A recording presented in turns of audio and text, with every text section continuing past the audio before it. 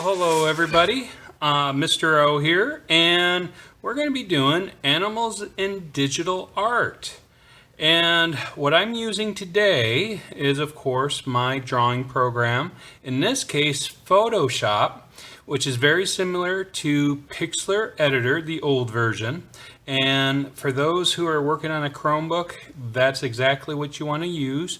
If you have a PC, Curta is pretty nice also, but it looks different. It's different than Photoshop on how you use the tools, but it is a free drawing program. But if you're using a Chromebook, we will be using Pixlr Editor. So please watch that video to learn how to sign up or log into it. And watch another video about layers, just the intro to layers to give a better understanding than what I'm going to show you here. I'm just going to do reminders, but if you want a better understanding of layers, please find my layer video. So we're going to talk about texture, and of course one of the big textures that we are going to probably do a lot of is going to be fur. And I'm just going to pick a color here, and let's see, what size am I here? And I'm going to do this. And fur is long, it's also short. And if you change the colors, you make it look more realistic. Don't worry, you're going, well, I'm not really showing anything. I am going to do a full animal video with some time lapse, not a lot of time lapse. And we will talk about fur in greater details. I'm going to do a Phoenix Fox, as you can see how I'm handling two different types of strokes. And we're going to talk a little more about the different brushes. But for this texture, as part of my project, you have to do something that has texture, not smooth. Smooth is a texture, but we're not going to focus on dolphins, jellyfish, or anything like that. We're going to talk about feathers. We are going to talk about snake scales, lizard scales, turtle type scales. I have two different kinds of scales.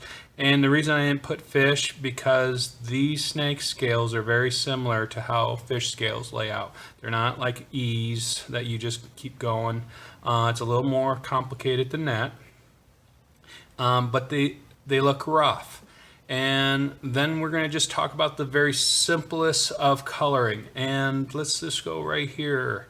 As you can see, I started doing the wing. And I'm going to explain how I did the wing, and then I'm going to go into time lapse.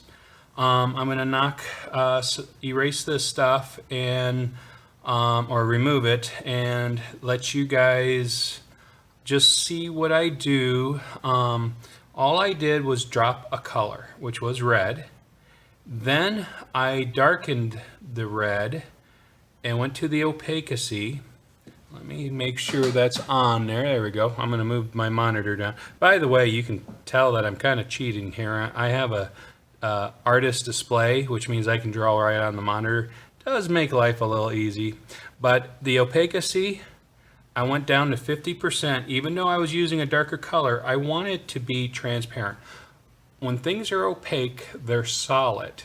To make them less opaque is making them more transparent. And so by dropping the opacity to 50%, I'm making it 50% transparent. Does this make sense? I hope so. And so I'm going to use yellow and blue, and you can probably guess I'm making a parrot's wing.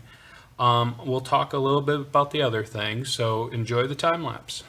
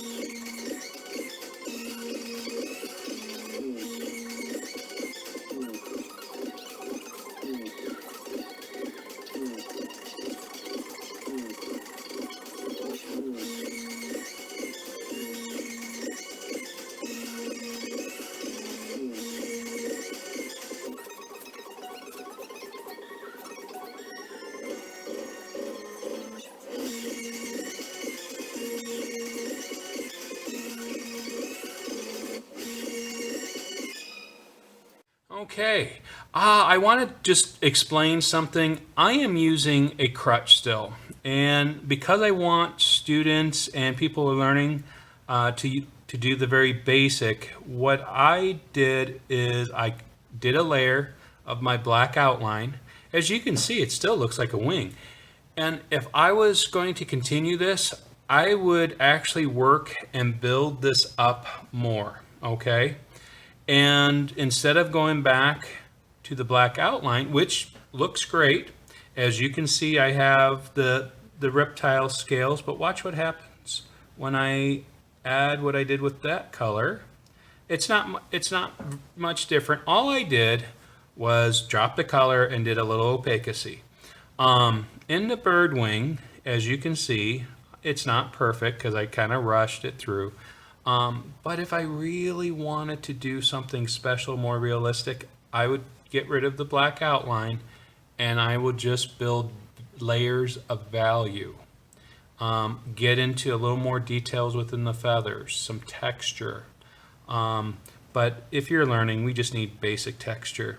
If you look at the first reptile color, you see this? And you see how I drop the outline. Basically, I went over with a light white green, and then I went darker. But instead of using opacity or making it more transparent, I actually went more solid and did that in between. And I took the eraser tool and erased through the green.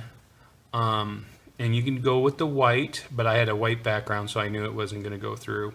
And just to kind of give it some gleam, so when I put the layer back on, looks like bumpy scales of a turtle or iguana. And then we go to the snake, and you see this, and you can see I actually went with multiple layers, multiple greens, and if you look real close, I even have yellow dots. I'm going to zoom in a little bit, and I just want you to see the yellow dots. Oops, I'm losing my thing here. There we go. Let's bring that a little closer.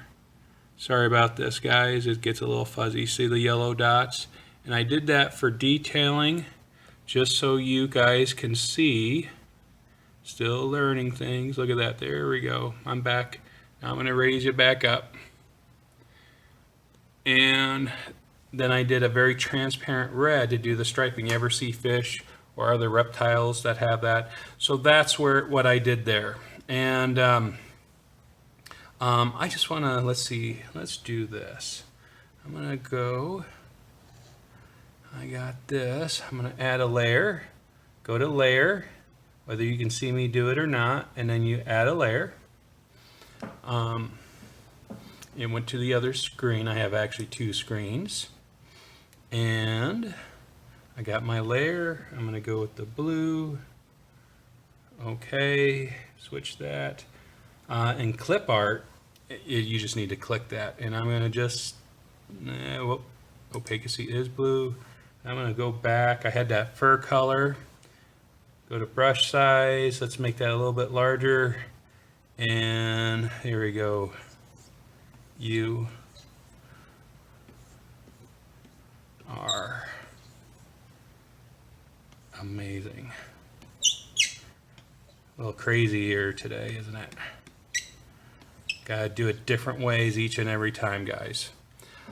Look for the next video where I draw the Phoenix hawks, and hopefully you'll get a little more idea if you're struggling with animals. If you have comments or questions, just leave them in the comments.